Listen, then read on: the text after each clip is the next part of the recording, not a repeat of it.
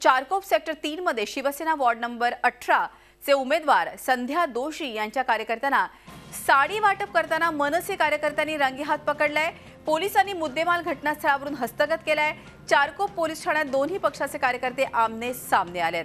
Charkop sector 3 मधली ही घटना आहे। चारकोप पोलिसांनी मुद्देमाल आता ताब्यात घेतलेला आहे। शिवसेना उमेदवाराकडून आचारसंहितेचा एक प्रकारे भंग झालेला आहे। शिवसेनेच्या संध्या दोशींकडून खुलेआम साडी वाटप सुरू होतं।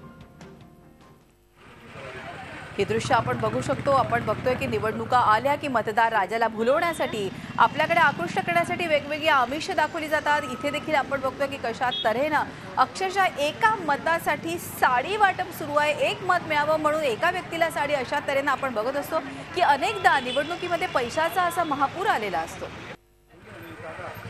गणेश कवाडे आपले प्रतिनिधी आपल्या बरोबर आहेत। गणेश, एकूणच आपण बघतोय की शिवसेनेच्या या आहेत की ज्यांनी साडी वाटप सुरू केलेलं आहे। मुद्देमाल आता पोलिसांनी जप्त केलाय। काय अधिक माहिती आहे याविषयी? एकंदरीत बघितलं जात असेल तर मतदारांना आकर्षित करण्यासाठी प्रभाग क्रमांक 18 मधून संध्या दोशी यांना राष्ट्रवादीतून प्रवेश करून शिवसेनेमध्ये उमेदवारी देण्यात आली।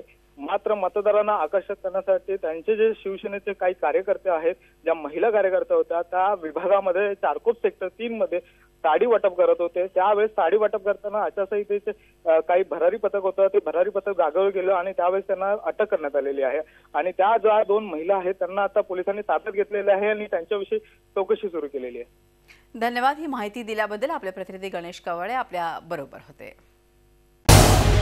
झी 24 तास रहा एक पाऊल पुढे।